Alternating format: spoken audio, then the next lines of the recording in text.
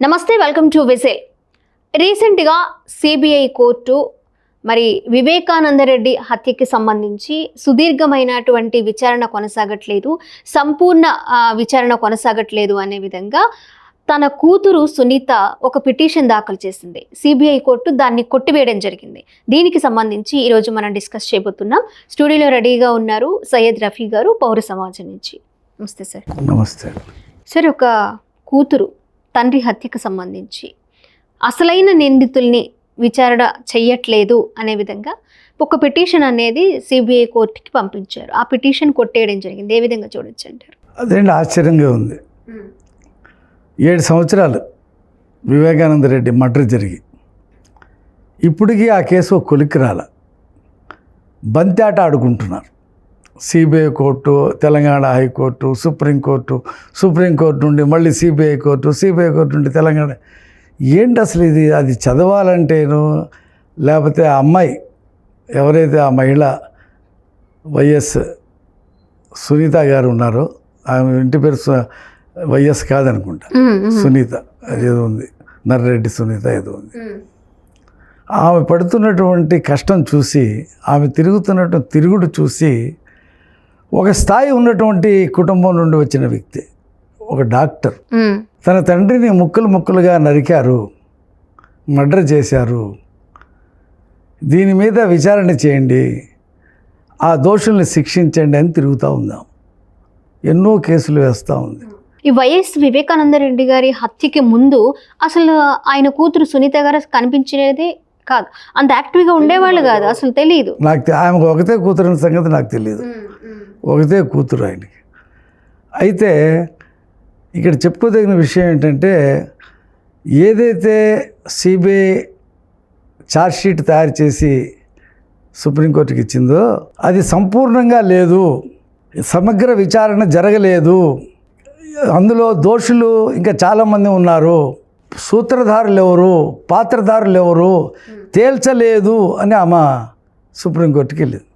Supreme court CBI కోర్టుని విచారించి చర్యలు తీసుకోమని మళ్ళీ సిబిఐ కోర్టు హైదరాబాద్ నాంపల్లిలో వేసింది. నేను ఇది సిబిఐ కోర్టు కొట్టేసింది. నిన్న చదివాం వార్త, అది ఇవాళ పత్రికల్లో వచ్చింది. అసలు ఏంటి అసలు ఇది? అంటే సిబిఐ కోర్టు అవసరం లేదు మళ్ళీ విచారణ, మీరు మొదటి ఛార్జ్షీటు పెడుతున్నప్పుడే మీరు అడిగితే పోయేది అని ఏదో వ్యాఖ్యానాలు చేసింది. సరే, అప్పుడు వాళ్ళకి ఆలోచన రాకపోవచ్చు, ఎప్పుడైనా సరే రావచ్చు, క్లూస్ ఎప్పుడైనా దొరకవచ్చు. దాని మీద వీళ్ళ మీద నాకు అనుమానం ఉందని చెప్పేసి ఆమె పెట్టింది. నిజానికి ఆమె లేవనెత్తిన అభ్యంతరాలు ఒక 40 కోట్లు చేతులు మారినాయి. అందులో నిందితులుగా ఉండి అప్రూవర్గా మారిన వాళ్ళు మొత్తం ఆ కేసు ఎవరు డీల్ చేశారు, ఎవరు చెప్తే చంపారు, గొడ్డలు ఎక్కడ కొన్నారు ఇవన్నీ చెప్పేశారు వాళ్ళు, 2-3, దస్తగిరు ఇంకా సునీల్ యాదవ్ ఎవరో ఒకరు. వాళ్ళ బ్యాంక్ అకౌంట్లో డబ్బులు కూడా వచ్చినాయి, ₹1 కోటి. ఈ డబ్బులు ఎక్కడి నుంచి వచ్చినాయి అది సిబిఐ విచారణ చేయాల. ఆమె ఏముంటుందంటే, జగన్మోహన్ రెడ్డి పిఏని, భారతిరెడ్డి గారి పిఏని విచారించారు, వాళ్ళని కూడా విచారించాలి కదా. తెల్లవారుజామున 3ంటికి మీకు ఫోన్ వచ్చింది అని జగన్మోహన్ రెడ్డి గారు చెప్పారు, ఇలా వివేకానంద రెడ్డిని చనిపోయాడని. అప్పుడేమన్నారు, గుండెపోటు అన్నారు స్టార్టింగ్. తర్వాత వెళ్ళి చూస్తే అది ఎలాగ చంపారో, ఏ రకంగా మొత్తం ఆ రోజు సాయంత్రమే జగన్మోహన్ రెడ్డి గారు ప్రెస్ మీట్లో చెప్పాడు, కమౌట్లోకి తీసుకెళ్ళారని, తల మీద కొట్టి నరిగారని. మరి ఆయనకి ఆ రోజున ఎవరికి తెలియని విషయం జగన్మోహన్ రెడ్డి గారు చెప్పాడు. ఇక్కడ జగన్మోహన్ రెడ్డిని విచారించాలి కదా, మీకు ఏ ప్రాతిపదికన మీకు ఆ వివరాలు వివరించారు. గుండెపోటు అని చెప్పి అది ఎలా టీవీలో ప్రసారం అయింది, విచారించాలి కదా. ఇంతవరకు విచారించాలి. భారతిరెడ్డి గారు కదా జగన్మోహన్ రెడ్డి గారికి ఫోన్ చేసి చెప్పారు. ఆయన అప్పుడు ఏదో మీటింగ్లో ఉన్నాడు, ఉమారెడ్డి వెంకటేశ్వర్లు, తర్వాత ఇంకో ఐఏఎస్ ఆఫీసర్, ఇంకో వీళ్ళు 3 మాట్లాడుతూ ఉన్నాడు. ఇలా బాబాయ్ చనిపోయాడంట అని చెప్పాడంటాడు. వాళ్ళని పిలిచి మాట్లాడారు. కొంతమంది చెప్పారు, కొంతమంది చెప్పిన దాన్ని నేను అలా చెప్పలేదు ఇలా అని చెప్పి మార్చాడు ఒక ఐఏఎస్ ఆఫీసర్. ఈ అసంబద్ధంగా ఉంది అది. దాన్ని విచారణ జరగలేదు కదా. దీని ఈ వివరాలు మొత్తం లోతుగా విచారించండి. ఇప్పుడు ఈ సిబిఐ కోర్టు ఈ పిటిషన్ని కొట్టేయడం వల్ల అసలు దోషులు పూర్తిగా తప్పించుకున్నట్లే అవుతుందా సార్? అవుతుందిగా. ఇప్పుడు కోర్టుది ఏముందండి, సిబిఐ చెప్పినటువంటి ఏమైతే రిప్లై ఇస్తుందో కోర్టు అడిగిన దానికి, లేదా ఆమె వేసిన పిటిషన్కి కౌంటర్ ఏదైతే సిబిఐ చెప్తుందో దాన్నే కోర్టు నమ్ముద్ది. నమ్మాలనే లేదు. సిబిఐ జడ్జి అలాగా సిబిఐ చెప్పిందే విని తీర్పిచ్చాడు.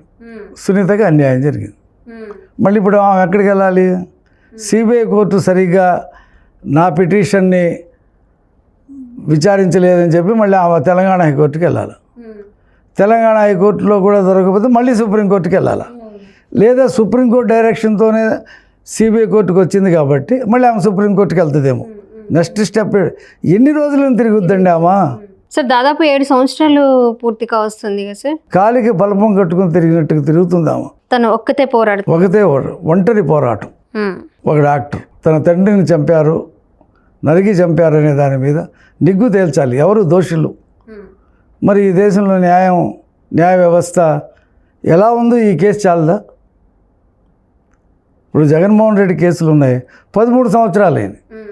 ఇంతవరకు ప్రధానమైనటువంటి అభియోగం మీద విచారణ జరగల. ఇంకా డిశ్చార్జ్ పిటిషన్లో జరుగుతూనే ఉన్నాయి.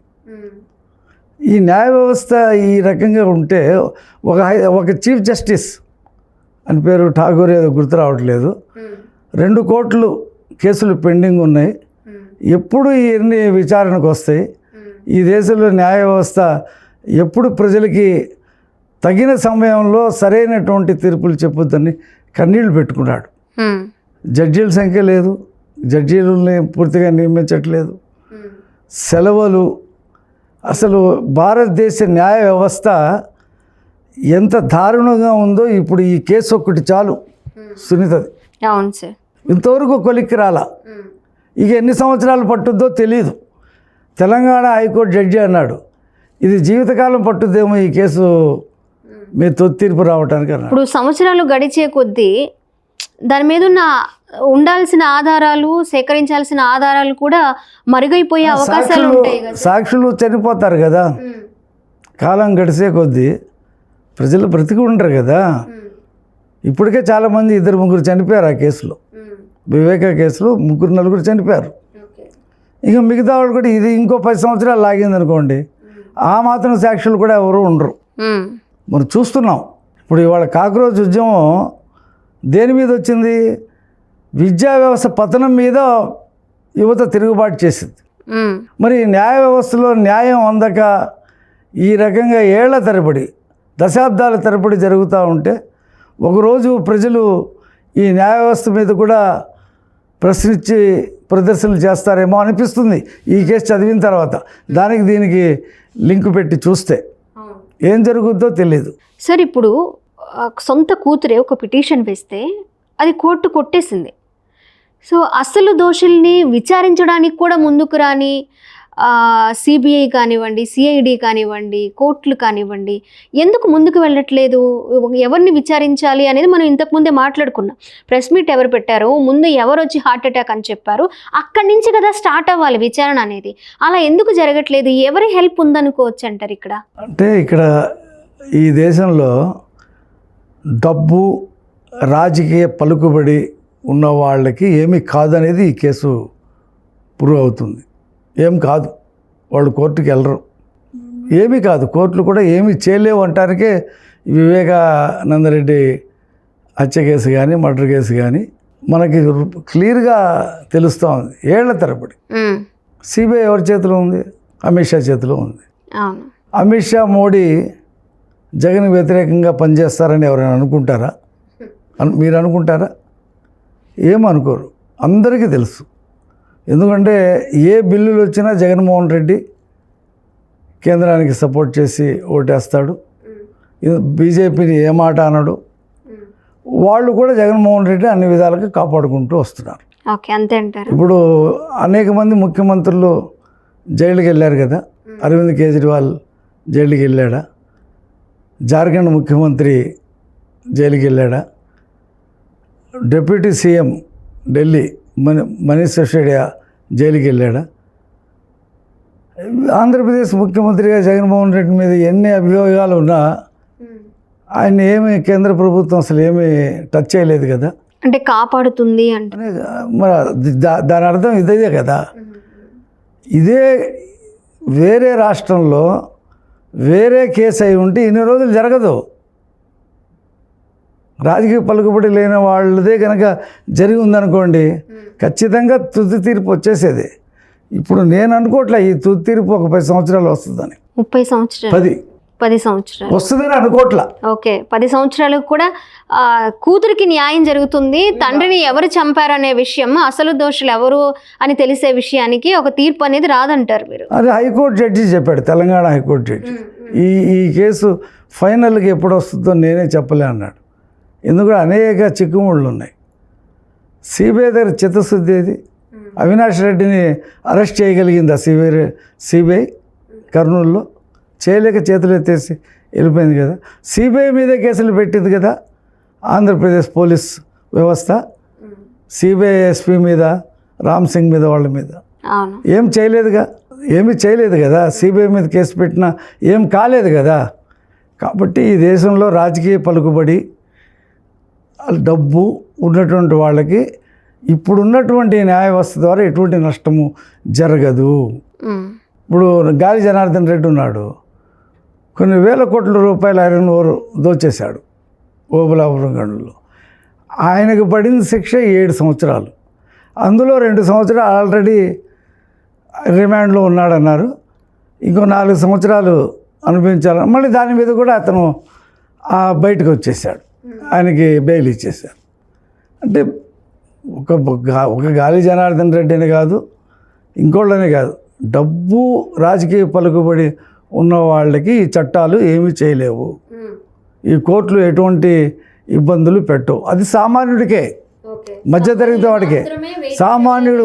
సామాన్యుడి విషయంలోనే చట్టాలు కఠినంగా పనిచేస్తాయి. కఠినంగా పనిచేస్తాయి, వ్యవస్థలు పనిచేస్తాయి, అన్ని కరెక్ట్గా ఉంటాయి.